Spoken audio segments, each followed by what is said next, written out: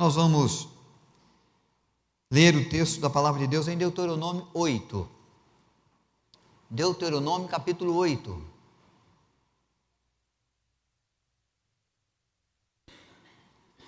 É um discurso de Moisés, pensando no que vem muito brevemente ao povo de Israel, a entrada e a conquista da terra prometida. Deus já os tirou do Egito. Nosso irmão presbítero João Braille já leu esse texto aí, já atravessou o povo, o Mar Vermelho, já está caminhando pelo deserto, está às portas da terra. Moisés vai fazer alguns discursos. Nesse discurso ele vai alertar o povo sobre os benefícios de Deus, sobre as causas do benefício do Senhor, e vai fazê-los lembrar dos feitos de Deus para expressar diante de Deus a sua confiança. Então a nossa reflexão é no tema relembrando para confiar, contemplando os feitos de Deus para confiar no Senhor, seguir, nas batalhas que possam surgir, que iriam surgir à frente, tá bom? Eu vou ler o texto do verso 1 ao verso 18. Você vai acompanhar mesmo assentado, assentada. Os irmãos, por gentileza, acompanhem a leitura desse texto para vocês compreenderem, Discurso de Moisés, exortação a ter em memória os benefícios do Senhor. Cuidareis de cumprir todos os mandamentos que hoje vos ordeno, para que vivais e vos multipliqueis, e entreis e possuais a terra que o Senhor prometeu sob juramento aos vossos pais. Recordar-te-ei de todo o caminho pelo qual o Senhor teu Deus te guiou no deserto estes 40 anos, para te humilhar, para te provar, para saber o que estava no teu coração, se guardarias ou não os mandamentos. Ele te humilhou, ele te deixou ter fome, ele te sustentou com maná, que tu não conhecias, nem teus pais o conheciam, para te dar a entender que não só de pão viverá o homem, mas de tudo aquilo que procede da boca do Senhor viverá o homem. Nunca envelheceu a tua veste sobre ti, nem se inchou o teu pé nestes 40 anos. Sabe, pois, no teu coração que como um homem disciplina seu filho, assim te disciplina o Senhor teu Deus. Guarda os mandamentos do Senhor teu Deus, para andares nos seus caminhos e o temeres. Porque o Senhor teu Deus te faz entrar numa terra boa, terra de ribeiros de águas, de fontes, de mananciais profundos, que saem dos vales e das montanhas, terra de trigo e cevada, de vides, de figueiras, de romeiras, terra de oliveiras, de azeite e mel, terra em que comerás o pão sem escassez, e nada te faltará nela, terra cujas pedras são ferro, e de cujos montes cavarás o cobre. Comerás e te fartarás, e louvarás o Senhor teu Deus, pela boa terra que te deu. Guarda-te, não te esqueça do Senhor teu Deus, não cumprindo os seus mandamentos, os seus juízos, os seus estatutos, que hoje te ordeno, para não suceder que depois de teres comido e estiveres farto, depois de haveres edificado boas casas e morares nela, depois de se multiplicarem os teus gados e o teu rebanho, e se amontoarem a tua prata e o teu ouro, e ser abundante tudo aquilo que tens, se eleve o teu coração e te esqueças do Senhor teu Deus, que te tirou da terra do Egito, da casa da servidão, que te conduziu por aquele grande e terrível deserto de serpentes abrasadoras, de escorpiões, de secura em que não havia água, e te fez cair água da pederneira, que no deserto te sustentou com maná, que teus pais não conheciam, para te humilhar e para te provar, e afinal te fazer bem. Não digas, pois, no teu coração, a minha força e o poder do meu braço me adquiriram essas riquezas. Antes te lembrarás do Senhor teu Deus, porque é Ele que te dá força para adquirires riqueza, para confirmar a aliança que sobre juramento prometeu a teus pais, como hoje se vê. Que Deus acrescente graça ao nosso coração, na reflexão da sua palavra, contemplando os feitos de Deus, o agir maravilhoso do Senhor sobre o povo de Israel, para nos levar à confiança no seu precioso nome, no seu agir também em nosso favor. Seja o Senhor aquele que nos abençoe na sua palavra. Primeiro, o propósito de Moisés nesse texto é alertar o povo quanto à necessidade da obediência. Ele vai colocar muito firmemente isso, de que o povo não pode se esquecer dos mandamentos de Deus, dos seus estatutos, dos seus juízos.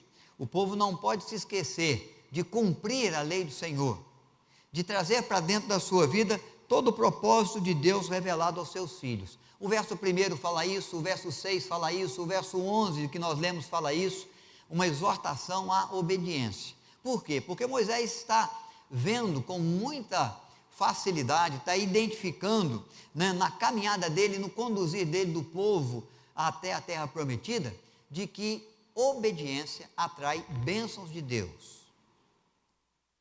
De que há bênçãos de Deus que são gerais, que vêm para todo o povo, para todo ser humano, a chuva que cai da terra, o sol que aquece, a terra que torna fértil, as fontes de água, é para o ímpio e para o justo, todo ser humano. Mas há algumas bênçãos que são bênçãos especiais, que Deus reserva aos seus filhos, aqueles que lhe obedecem. Na nossa casa também é assim. Existem aquelas bênçãos gerais que damos aos nossos filhos, a casa para morar, o pão sobre a mesa, a roupa para vestir. Mas quando encontramos a obediência dos nossos filhos, nós damos mais, nós fazemos mais, nós recompensamos mais, porque isso nos agrada. E a obediência deles abre o nosso coração, para abrir a nossa carteira, para estender a nossa mão, para oferecer um pouco mais de oportunidade, de possibilidade. É assim que nós cuidamos dos nossos filhos, das nossas filhas. É assim que Deus cuida de nós. Ele olha para o povo de Israel, o povo que ele faz povo seu, e ele traz bênçãos especiais a esse povo. Mas ele quer encontrar no povo a obediência, porque quando ele encontra a obediência, ele manifesta maiores, mais excelentes cuidados. Quando o povo obedeceu no cumprir, né, no celebrar da Páscoa, no confiar, no agir de Deus sobre o Egito, matando o cordeiro de um ano, sem defeito, tomando o sangue daquele animal inocente, passando sobre os umbrais da sua porta, o anjo da morte visitou o Egito, e pela obediência dos seus filhos, não matou, não feriu nenhum dos primogênitos daquelas famílias hebreias que tinham passado sobre os umbrais da sua porta o sangue do cordeiro que foi morto, o cordeiro celebrado na Páscoa. Benção especial para o coração, para a família que obedece.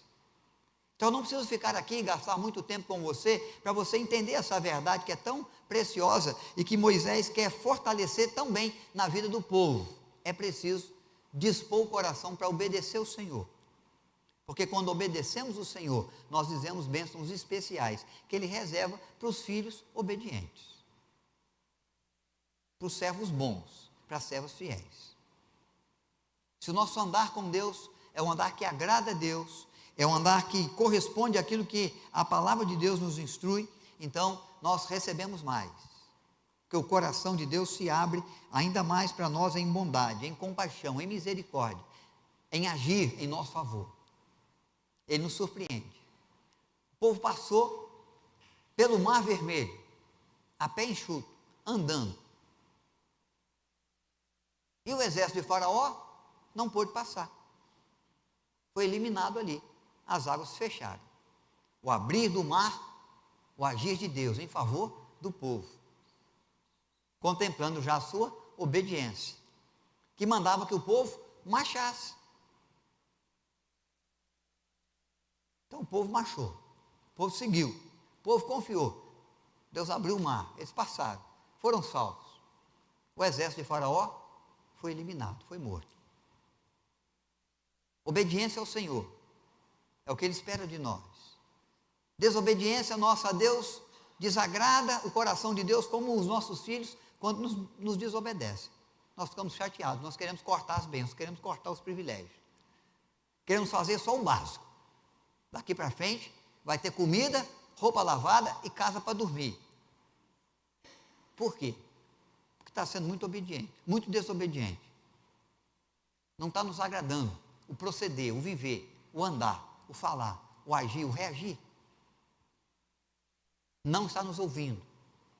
Quem tem ouvidos, ouça o que o Espírito diz às igrejas. Então, Moisés está alertando o povo a preservar o quê? A obediência. Obediência é importante para trazer bênçãos especiais de Deus à nossa vida. Essa é a primeira certeza que nós temos aqui. A segunda verdade que Moisés quer mostrar são as bênçãos que Deus faz, as bênçãos que Deus fez. Nós não vamos tão lá atrás, porque já conhecemos toda a história das 10 pragas no Egito. Do abrir do Mar Vermelho, do livrar do povo de um cativeiro. Mas eu quero considerar algumas coisas para vocês, especialmente aquelas que Moisés conta aqui, do deserto. Que Moisés destaca das bênçãos, do cuidado de Deus, do agir do Senhor nesse deserto. O verso 15, o verso 16, você pode voltar aí para você rever na sua Bíblia. Esse deserto é chamado de um deserto terrível. Por que um deserto terrível? Por causa de todas as coisas duras, difíceis que traz. Serpentes com picadas mortíferas. Um solo deserto que não produz nada. Um sol muito forte sobre a cabeça. Um calor muito intenso. Para uma caminhada de 40 anos. Não é 40 horas. Nem 40 dias. São 40 anos.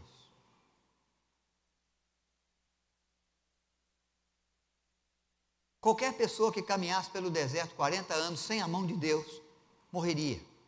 Não chegaria aos 40 anos. Não sobreviveria, quem sabe, 4 anos. Mesmo conhecendo o deserto, mesmo tendo habilidade com o deserto. Sem o que Deus promoveu, sem o que Deus providenciou para o povo de Israel, ele pereceria. Eu quero que você imagine um pouco comigo o que Deus fez com esse povo que Ele tirou do Egito, livrou da escravidão de 400 anos, eles já tinham passado 430 anos lá, foram para lá com 70 pessoas, nos dias de José, nos dias de Jacó, em razão da seca e da fome. José foi primeiro, foi enviado primeiro, para administrar depois as grandes colheitas do Egito, e para conseguir sustentar muitas nações, muitos povos, com o que os celeiros do Egito haviam guardado, no tempo da 7 anos de seca, 7 anos de fome. Naquele momento, para não morrer, desce toda a família de José. Vocês sabem também dessa história bem. Mas desce um grupo de aproximadamente 70 pessoas, contando servos e servas e a família. Esse grupo agora, nos 430 anos depois, no censo que é levantado no livro de Números,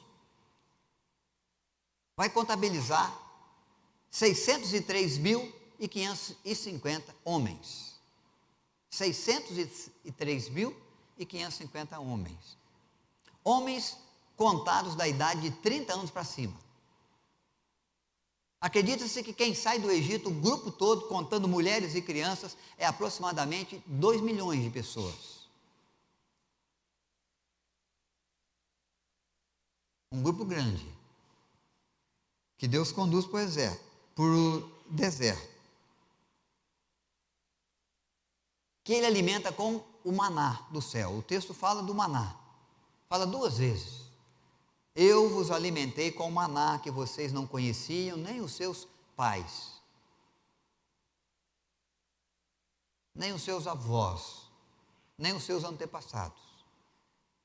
Um alimento que nunca ninguém tinha visto antes, que nenhum judeu nunca tinha comido antes, que ninguém na terra haveria visto ou colhido nas manhãs de cada dia, e que descia do céu como o orvalho. Nós estamos falando de alimento para 2 milhões de pessoas. 2 milhões de pessoas. Por 40 anos. Sabe quanto consome uma pessoa por dia? Se ela vai no deserto, de água, por dia, se ela está no deserto, ela quer economizar 2 litros.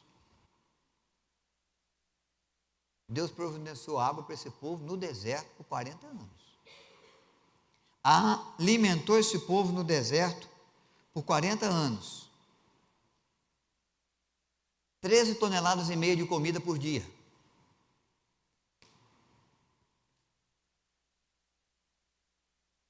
É preciso para alimentar essa multidão. 11 milhões de litros de água por dia. Da onde está vindo tanto água? De onde está vindo tanto maná?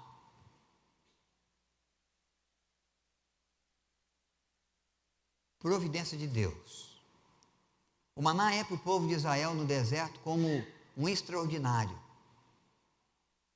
Não é uma bênção comum. Não é um alimento que eles vão encontrar depois em qualquer outro tempo da história. Não é um alimento que os pais, os antepassados dele comeram em algum momento da história. É o pão que vem do céu. É o pão que é dado por Deus, que alimenta uma multidão por 40 anos.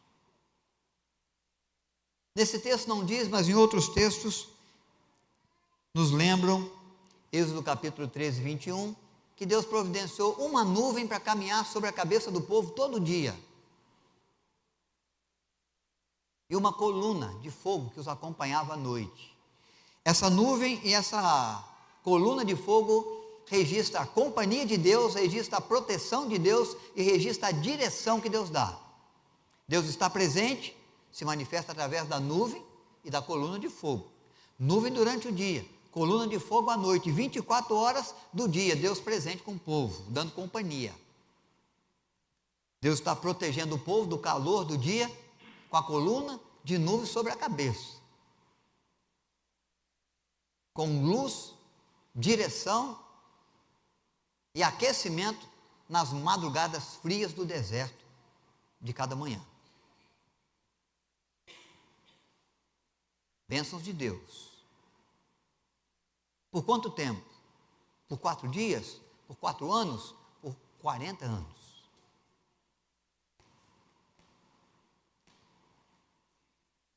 Tivemos a oportunidade e a alegria de visitar Israel. Eu, Josiel com Maísa, Paiote com Val, Lalá, Macéia Bispo. É difícil ver uma nuvem por lá. Céu azul. Como foi o nosso céu hoje? Imagine o tamanho da nuvem para cobrir quase 2 milhões de pessoas no deserto. Todo dia. Sem faltar um dia sequer. Cuidado de Deus, companhia de Deus, proteção de Deus que dá direção também ao povo. Mostra para onde ele tem que ir, aonde ele tem que parar, aonde ele vai repor as energias e quando ele vai levantar o acampamento. O verso 4 do texto que nós lemos fala de outra coisa muito interessante no deserto. Roupas que não gastam, pés que não incham. Qualquer caminhadazinha a mais que a gente faz, qualquer período que nossos anos correm um pouquinho mais, se avançam um pouquinho mais, um pouquinho de calor já enche os nossos pés. Os vossos pés não incharam. Em 40 anos, o texto Moisés faz questão de dizer, em 40 anos nossos pés não incharam.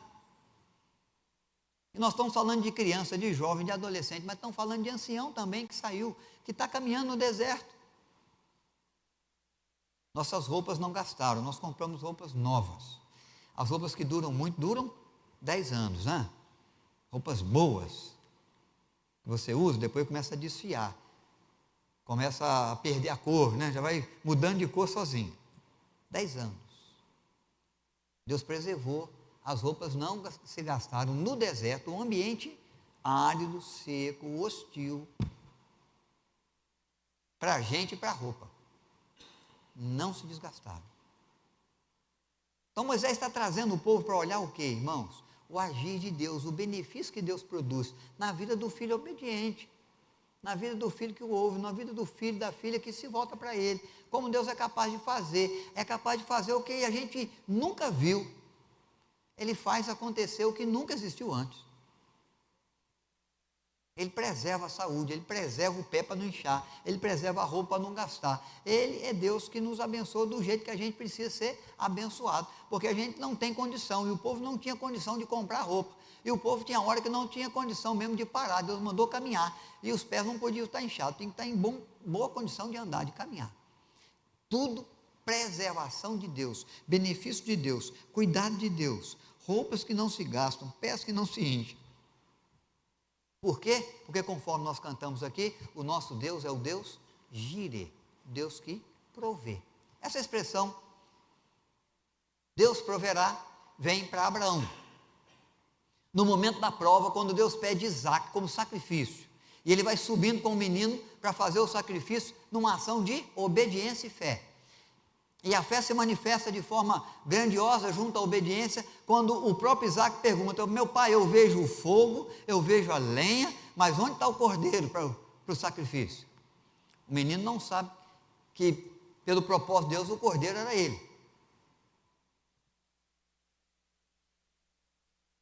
Mas Abraão fala: Deus proverá. Deus vai prover. E segue.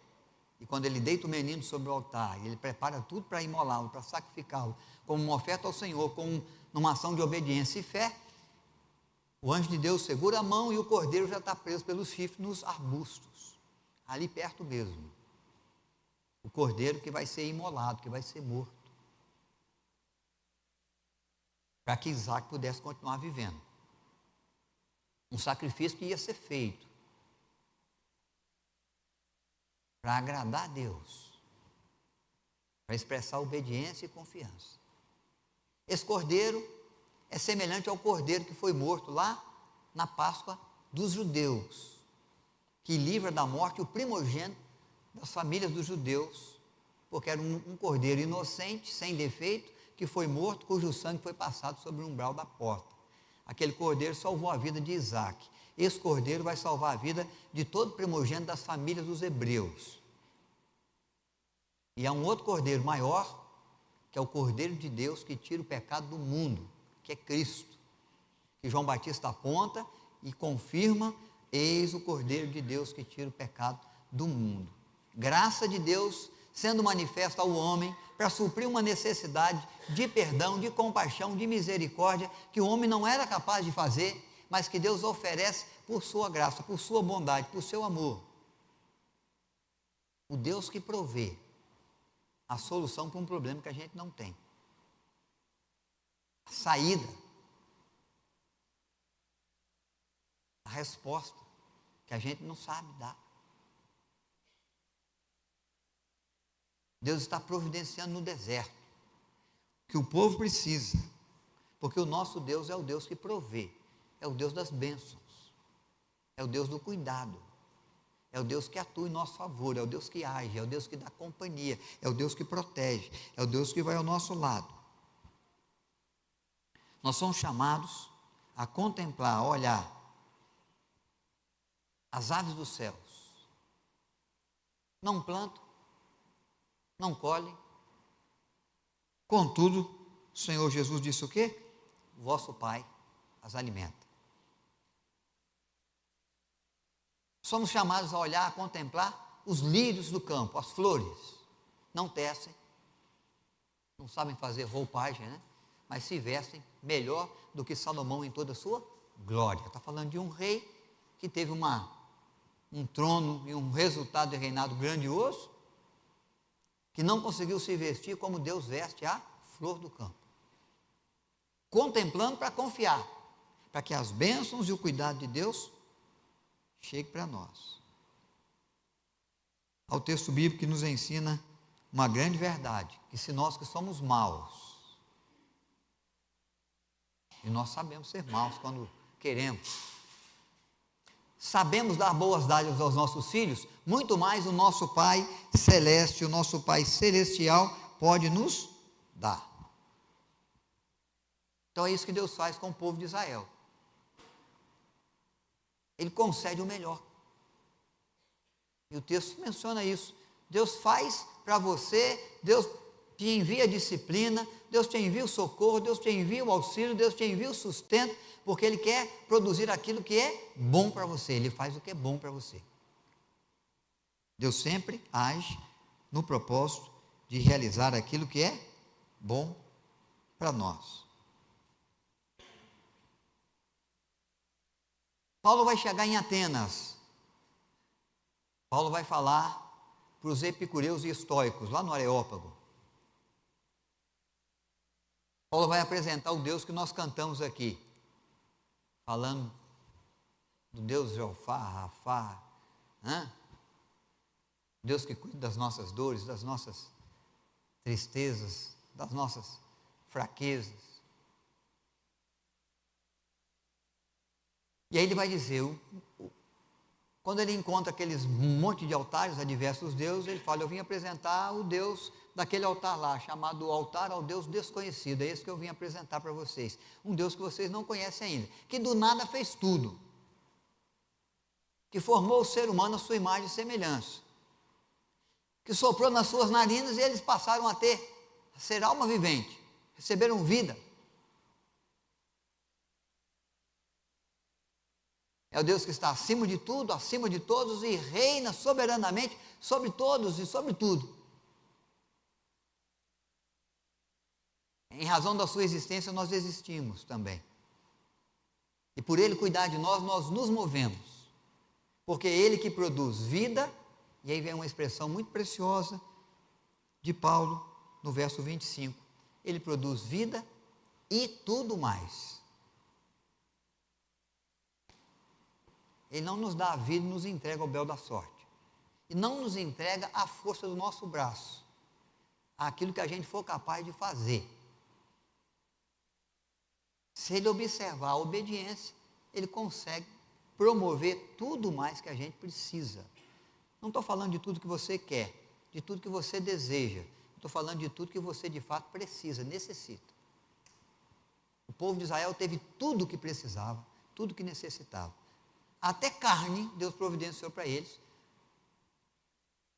no deserto.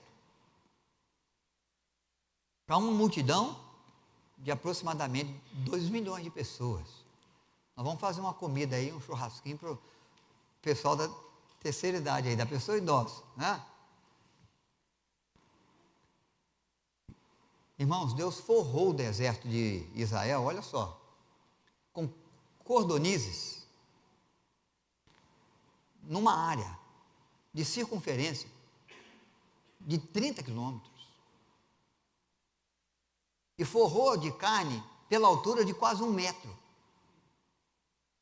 Para que todo mundo pudesse comer bastante, pudesse guardar para comer na viagem por aí, no deserto. Ele faz com abundância. Ele faz com sobra. Ele faz para nos surpreender. Ele faz mais do que pedimos ou pensamos, pelo seu poder que nós opera. Bênçãos de Deus. Moisés está dizendo, contemple as bênçãos de Deus. Vocês estavam no Egito, eram escravos. Agora vocês são uma nação sem terra, nômade no deserto. E Deus está os conduzindo para quê? Para a terra prometida, uma terra que manda leite e mel. Confie nas promessas de Deus. Então, primeiro é obediência a Deus. Depois, observe as bênçãos que Deus já te deu. Tudo aquilo que Ele já fez para te trazer até aqui. Às vezes que Ele trouxe bênçãos normais, naturais, com o seu trabalho, né? E às vezes que Ele te surpreendeu, porque Ele fez o que você nunca tinha visto. visto antes, o que você nunca tinha recebido na vida. Deus fez. E aí Moisés vai dizer agora, como última reflexão nossa, confie nas promessas de Deus. Quando Deus tira do Egito, qual que é a promessa? Uma terra prometida. Eu vou te dar uma terra boa, uma terra que mana leite e mel. E essas declarações, elas são feitas por Moisés também nesse texto. O texto que nós já lemos. Mas eu quero ler com você de novo, versos 7 a 10. 7 a 10 do capítulo 8 de Deuteronômio. Moisés vai descrever um pouco da terra. Vai falar para o povo o que Deus já falou para ele. Ele não foi na terra, mas os espias já foram, já vieram contar. Há 30 e tantos anos atrás. Ele já contemplou a terra à distância. Deus já falou o coração dele. A partir do verso 7 a 10. Porque o Senhor teu Deus te faz entrar numa boa terra, terra de ribeiros de águas, de fontes de mananciais profundos, que saem dos vales e das montanhas. Para quem está no deserto, terra de trigo e cevada, de vides, figueiras, romeiras, terras de oliveiras, de azeite e mel. Terra em que comerás o pão sem escassez, nada te faltará nela, terra cujas pedras são ferro, e dos montes cavarás o cobre. Comerás e te fartarás, louvarás o Senhor teu Deus, pela boa terra que te deu. Deus cumprindo a sua promessa. Deus que faz promessa e é capaz de cumprir. Um Deus que honra a sua palavra, nem um tio passará, sem que se cumpra. Vai passar o céu, vai passar a terra, mas a minha palavra não passará. Ela vai se cumprir. Os anos vão correr, o tempo vai passar, coisas novas vão surgir, outras velhas vão desaparecer. O mundo vai mudar. O cuidado de Deus vai continuar. A palavra de Deus vai continuar sendo cumprida. Então ele prometeu a nova terra, a terra prometida. Versos 7 a 10. E ele a deu aos seus filhos. Eles entraram na terra, eles conquistaram a terra com Josué como o líder e o comandante dos exércitos. Eles se estabeleceram na terra. Como nós vimos naquela reflexão no domingo passado sobre Davi. Quantas conquistas, quantos povos foram destronados. Quantas terras foram tomadas, conquistadas. Por graça, por bênção, por cuidado, por agir, pelo vencer do Senhor, o Senhor dos exércitos. Depois ele fez uma outra promessa ao povo. O Messias virá, o Salvador de Israel. Aquele que há de purificar os vossos pecados. Seu nome será Jesus, porque ele salvará o seu povo dos seus pecados.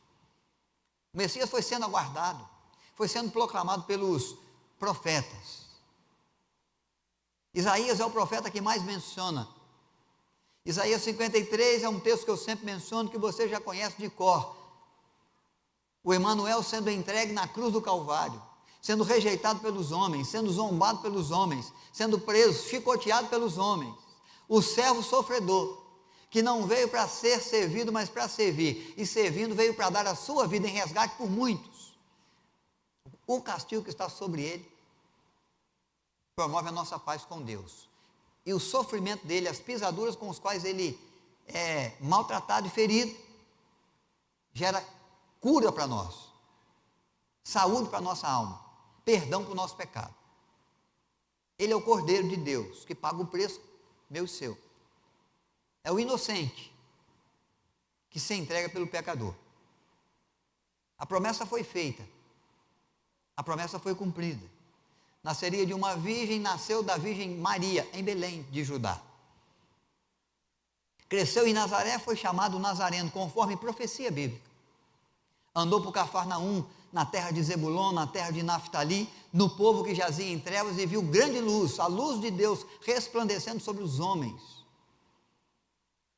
Porque onde precisava de maior luz, foi que Cristo foi ser luz e foi levar a sua luz e a sua força, o seu poder, às margens de Cafarnaum, às margens do mar da Galileia, na terra de Cafarnaum. O Messias vem, eles querem proclamá-lo rei, porque ele multiplica pães e peixes, ele cura enfermos, ele tem poder sobre os espíritos malignos que são afugentados com a sua presença e com a sua palavra. Ele alimenta a multidão multiplicando pães, né? Ele anda sobre as águas, ele tem poder sobre a natureza. Uma tempestade que nos assusta, que nos amedronta, que gera temor no coração dos apóstolos bons, alguns deles bons marinheiros, estão debaixo dos seus pés. E com o erguer da sua voz, tudo se acalma, o vento e o mar lhe obedecem. Qual o país, qual a nação que não quer um presidente desse, um rei desse? Se tem enfermo, ele cura, se tem necessidade de alimento, ele alimenta. Se tem conflito, ele tem os discursos de sabedoria. Se o vento começar a soprar para trazer um fenômeno natural desastroso, como esse que nós estamos vivendo no Rio Grande do Sul, ele ergue a sua voz e tudo se controla. O rio vai perdendo a sua força, a barragem vai ficando quietinha onde ela está mesmo. Se precisar, as águas se dividem, ou as águas do rio param. Quem não quer ter um rei desse? Enquanto eles querem declamar do rei, ele sobe para o monte para orar. Porque não é propósito de Cristo sentar num trono humano, porque ele já é Senhor do trono do mundo. Mas ele quer ocupar o trono do nosso coração, da nossa vida. Ele quer ser Senhor do nosso viver, da nossa história. Porque é a nós que ele quer abençoar, com todo esse poder que ele tem, com toda essa capacidade que ele demonstrou. É para agir em nosso favor, é para agir para o nosso cuidado, é para agir para nos assistir, para gerar bênçãos para nós. Se nós confiamos, se nós cremos, se nós obedecemos o que ele diz. É uma promessa de Deus cumprida para salvar o perdido. Por isso nós nos assentamos à mesa, nós comemos do pão, nós bebemos do cálice, um corpo foi partido, um sangue foi derramado em favor de nós, para nos purificar de todo pecado. Uma vida foi dada para que nós pudéssemos viver eternamente. Deus é Deus que cumpre promessas. Há muitas promessas de Deus para você. Estarei convosco todos os dias, até a consumação do século. Não tema, nem te atemorize. Não andeis ansiosos de coisa alguma. Façam as suas orações e súplicas, apresentai as vossas preocupações ao Senhor, e Ele há de cuidar de vós. Como cuida dos pássaros ou das flores. Como cuidou do povo no deserto, como cuidou dos problemas, das necessidades, das mazelas da nossa alma, na cruz do Calvário em Cristo. Há promessas de Deus, a promessa da segunda vinda de Cristo. Nós não conhecemos o céu, ninguém veio de lá para cá para contar como é que ele é, até porque ele não está ainda no novo céu, na nova terra que Deus prometeu, está diante de Deus, está no gozo do Senhor.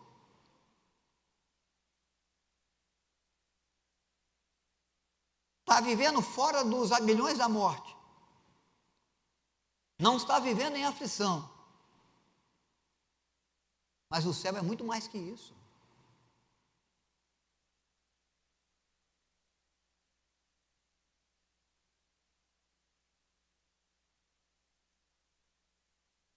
No momento do nosso culto fúnebre aqui, que Deus chamou a eternidade do seu Anilton essa semana, podemos cantar um hino que nos lembra essa verdade. Jamais se contou ao mortal, jamais se contou ao mortal. Metade da glória celeste jamais se contou ao mortal. Mas nós vivemos aqui como peregrinos, acreditando que a nossa vida mesmo é no céu, na nova Jerusalém, no novo céu, na nova terra, que Apocalipse 21 descreve para nós.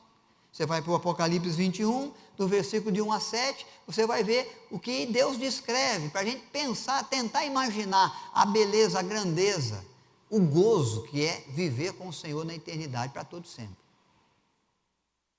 Promessa de Deus, que nós aguardamos na volta de Cristo, na segunda vinda. Quando Ele vem para levar a sua igreja, para reinar com Ele e para viver com Ele para todo sempre. Uma vida sem fim. Irmãos, eu quero concluir lembrando você, para que você possa contemplar e confiar no Senhor. Primeiro, Moisés nos fala de que tudo vem a partir da obediência. Como tem sido seu andar diante de Deus? Seu andar é o andar da obediência? Entre aquilo que você quer e aquilo que Deus já determinou, qual é a atitude que você tem? Porque é muito comum nos filhos fazer aquilo que ele quer. Depois eu enfrento meu pai por aí. Mas Deus não é um Deus que dá para se enfrentar. E as nossas atitudes trazem as consequências. Então é melhor andar em retidão com Deus e receber as consequências do galardão, do abençoar que Deus dá. Tenha um coração obediente ao propósito, ao querer de Deus. Seja aquele que ouve e pratica a sua palavra. No deserto da nossa existência, confie na providência de Deus. Todos nós vivemos momentos, situações, circunstâncias que promovem necessidades. Todo dia nós precisamos de alguma coisa. Para começar, nós precisamos de acordar bem no dia. Precisamos estar vivo amanhã cedo para enfrentar o problema, para realizar o trabalho, para cumprir as tarefas. Precisamos do ar para respirar, precisamos da água para beber. Precisamos do pão sobre a mesa, o pão de cada dia.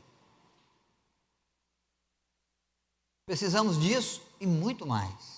Precisamos de fé, precisamos de perdão, precisamos de compaixão, de misericórdia de Deus para nós. Precisamos que Ele se importe com a nossa vida, que Ele se volte para nós, porque se não for o Senhor, o que será de nós? Quando Deus falou que ia se ausentar de Moisés por um dia, porque ele subiu, ele recebeu as pedras da lei, quando ele vem descendo tem um bezerro de ouro, uma idolatria tremenda junto ao povo de Israel. Ele quebra as tábuas da lei, e Deus quer eliminar todo mundo, elimina alguns idólatras, e aí ele fala para Moisés, daqui para frente, Moisés, você vai sozinho, a nuvem e a coluna de fogo vai ficar aqui, tá? Eu não vou não. Segue o seu caminho para ver até onde vocês conseguem ir. Moisés não levanta acampamento. Moisés não dá um passo. Ele fala, se o Senhor não for conosco, eu não arredo o pé daqui. Porque ele sabe onde vai dar. Obediência promove bênçãos. Providência de Deus supre a nossa necessidade para nos sustentar. É Ele que concede vida e tudo mais, disse Paulo. Confie nas promessas de Deus para você. Algumas delas nós vamos viver aqui, outras nós vamos viver no porvir, na eternidade, mas todas vão se cumprir. Porque o nosso Deus é Deus de palavra, é Deus de poder, é Deus de fidelidade, é Deus que cumpre o que promete, porque Ele tem poder para cumprir. Nós precisamos confiar nele, naquilo que vai vir aí diante da vida, em razão de tudo aquilo que Ele já fez, que nos trouxe até aqui.